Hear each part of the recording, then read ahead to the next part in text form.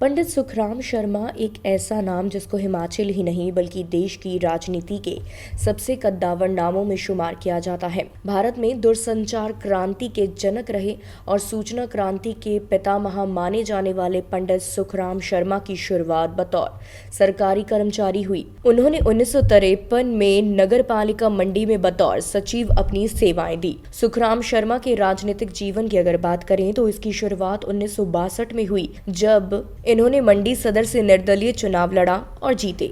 इसके बाद सुखराम शर्मा ने अपना पहला चुनाव कांग्रेस की टिकट पर 1963 में हिमाचल की मंडी विधानसभा सीट से जीता था और इस सीट पर वो 1984 तक काबिज रहे। 1984 में सुखराम ने कांग्रेस पार्टी के टिकट पर पहला लोकसभा चुनाव लड़ा और प्रचंड बहुमत के साथ संसद पहुंचे। इसके बाद पंडित सुखराम ने कभी पीछे मुड़कर नहीं देखा। इस सीट से जीतने के बाद उन्होंने राष्ट्रीय राजनीति में कदम रखा। पहली बार लोकसभा जीतने के बाद ही सुखराम को राजीव गांधी सरकार में स्टेट मिनिस्टर बनाया गया। ये वही वक्त था जहां से राजनीति की शतरंज के इस बादशाह ने अपने विरोधियों को अपनी राजनीति का लोहा मनवाते हुए देश की सियासत के पहले पायदान पर कदम रखा। लेकिन ऊपर वाले ने शायद इनके लिए कुछ और ही तय कर रखा था। सुखराम शर्मा के जीवन में और उनके राजनीतिक कैरियर में सबसे बड़ा टर्निंग पॉइंट तब आया जब उन्होंने 1991 में पीवी नरसिम्हा सरकार में टेलीकॉम मिनिस्टर का स्वतंत्र प्रभार दिया गया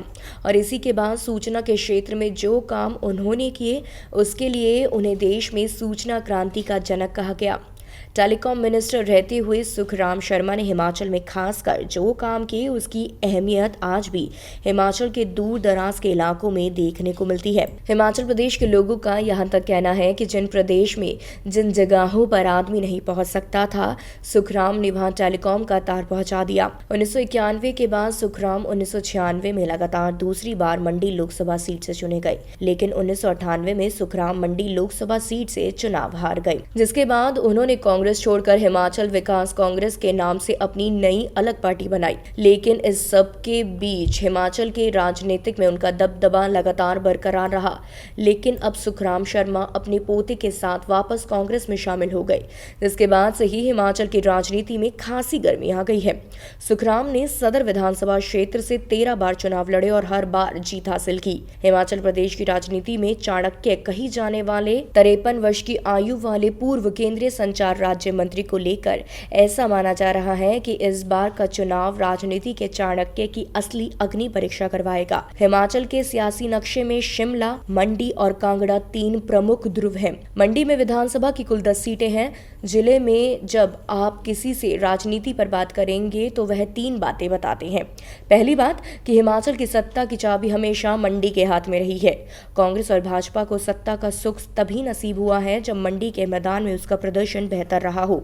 दूसरी बात कि मंडी में कुल 81 मंदिर है, जिनकी संख्या वाराणसी से 1 अधिक है। ये नगर अपने प्राचीन मंदिरों और उनमें की गई शानदार नक्काशियों के लिए मशहूर है। बताने वाले ये भी बताते हैं ये शहर बहुत खूबसूरत है, लेकिन बात जब गाड़ियों की पार्किंग की हो तो कहते हैं कि विधानसभा चुनाव में पार्किंग की समस्या एक बड़ा मुद्दा है। शहर में गाड़ियों की पार्किंग के लिए आपको घंटों इंतजार करना पड़ सकता है। तीसरी और अहम बात यह है कि पूरे देश में पूर्व केंद्रीय मंत्री सुखराम की छवि भले ही आम नेता की हो, लेकिन मंडी के लोगों के लिए वे विकास पुरुष रहे हैं। ये बात अलग है कि 2007 से सुखराम सक्रिय राजनीति से दूर है, लेकिन आज भी कांग्रेस और भाजपा दोनों पार्टियों के नेता उनकी सियासत के कायल हैं। फिलहाल अगर बात मंडी विधानसभा की हो तो 1962 से पहली बार सुखराम ने यहां से जीत हासिल की थी। उसके बाद से सिर्फ 2 बार को छोड़ दिया जाए तो सुखराम या फिर उनके बेटे ने ही इस सीट पर जीत हासिल की। 2 बार इस परिवार से किसी ने चुनाव नहीं लड़ा था। मतलब पूरे हिमाचल में मंडी विधानसभा ही एकमात्र ऐसी सीट है जहां तक अब एक परिवार का राज करता आया है। कुल मिलाकर हिमाचल की राजनीति का ये चाणक्य इस उम्र में भी सियासत के समीकरण को बदलने या फिर उनमें कोई उलटफेर करने की कुव्वत रखता है।